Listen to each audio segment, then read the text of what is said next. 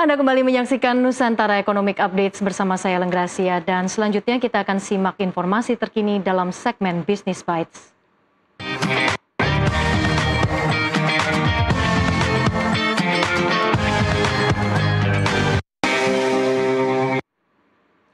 Pemirsa, ekonomi Indonesia tumbuh solid di tengah tekanan global. Badan Pusat Statistik mencatat produk domestik bruto atau PDB nasional tumbuh 5,04% secara tahunan pada kuartal 3 2025 dengan total nilai ekonomi mencapai 6.060 triliun rupiah.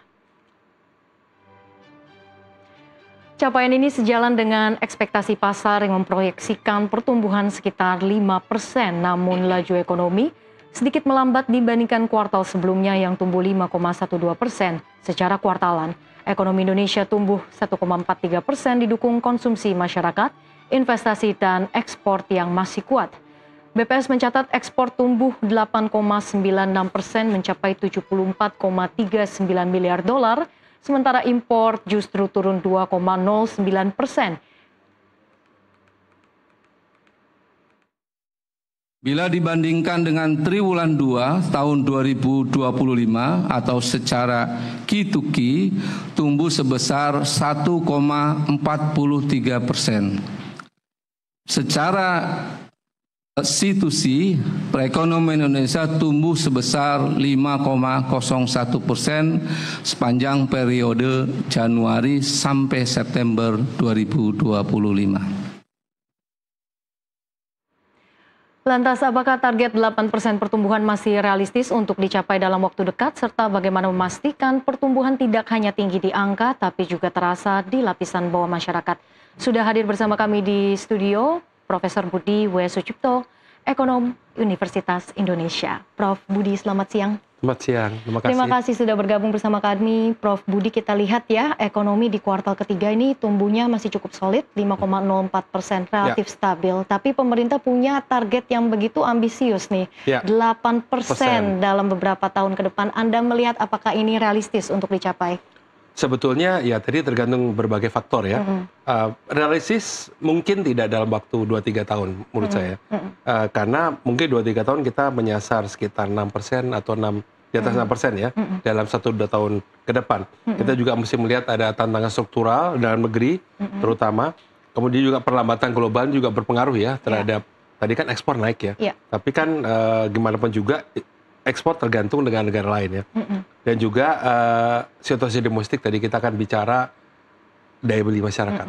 Itu 3 hal ya yang kita harus perhatikan untuk bisa memperoleh mencapai target 8% tadi. Oke, lalu kita juga mungkin berkaca dari kondisi ekonomi di sektor real ini juga ya. Karena ini kan juga menimbulkan pertanyaan dengan adanya pertumbuhan ekonomi yang tinggi, belum tentu otomatis kondisi di lapangan, kesejahteraan masyarakat ini secara merata apakah dirasakan.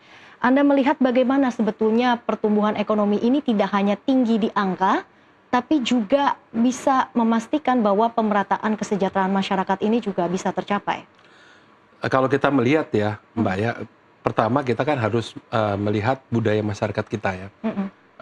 Untuk bisa pertumbuhan ekonomi itu mencapai bawah, tidak hanya berupa suntikan dana pemerintah ya, seperti Menteri Keuangan yang lakukan beberapa waktu lalu ya. Tapi juga peran serta masyarakat. Peran serta itu gimana? Peran serta dalam memanfaatkan peluang tadi. Kalau kita lihat, nanti mungkin kita bisa bahas ya, bahwa pertumbuhan ekonomi kebanyakan konsumtif. Nah, artinya masyarakat kita biasanya pembeli bukan produksi. Padahal untuk bisa menopang pertumbuhan ekonomi perlu masyarakat yang produktif kan. Dia juga ikut dalam proses produksi. Pertanyaannya adalah kemampuannya gimana gitu, kemampuan masyarakat untuk memproduksi. Ya. Kemudian kedua adalah tentu dari sisi kebijakan pemerintah, struktural yang disampaikan di depan tadi ya. Apakah kebijakan pemerintah sudah mendorong nggak masyarakat untuk berproduksi? Karena itu memerlukan perubahan budaya. Budaya perilaku masyarakat sehari-hari yang tadinya beli, dia nggak cuma mikir beli, tapi gimana saya menghasilkan juga gitu buat orang lain. Jadi saling konsumsi kan. Nah ini yang saya kira penting ya. Kemudian juga kita juga melihat peran sektor informal. Nah ini juga perlu didorong nih sektor informal karena mereka meskipun kecil, orang bilang kecil-kecil cabai rawit kan, jualan di mana-mana gitu ya. Gorengan gitu kan, kemudian mungkin termasuk online juga ya. UKM tadi ya. Itu kan perlu kita perhatikan. Kemudian juga sebetulnya akses ke pelatihan. Supaya dia mampu punya kompetensi gitu. Pengembangan SDM begitu? Betul, karena itu masalah SDM kan, produksi kan perlu skill. Kalau dia nggak punya skill, dia nggak bisa produksi.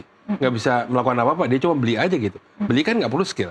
Yang penting dia punya kebutuhan, dia punya duit, dia beli.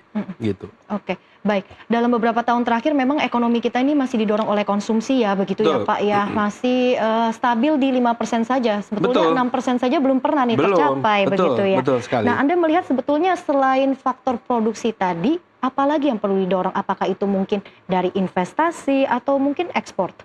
Ya, pertama tentu saja investasi ya. Jualan investasi menciptakan lapangan kerja.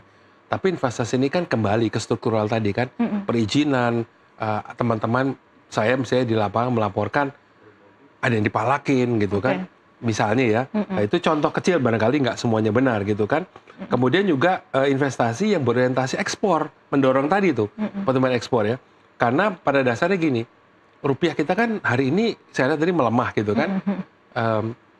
Nah itu kan sebetulnya peluang, karena harga kita menjadi lebih murah. Gitu. Nah sekarang bagaimana memanfaatkan peluang tadi gitu untuk jualan kan? Selama ini pendapatan kita kan dari pajak gitu ya. Padahal negara ini kan juga harus bisa ngejual barang kan. Pertama barangnya dari siapa? Ya dari orang kan, dari masyarakat. Masyarakat siapa? Investor yang bikin pabrik.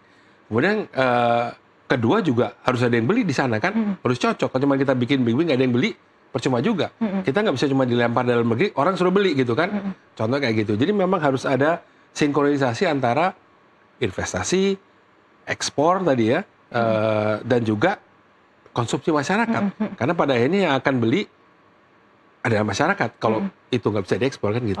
Oke, baik. Prof, berarti stabilitas makro ini perlu dijaga ya, agar memang benar-benar ingin mencapai target 8% tadi. Betul. Baik, Prof, kita akan jeda terlebih dahulu. Pemirsa, dialog akan kami lanjutkan usai jeda. Tetaplah bersama kami di Nusantara Economic Update.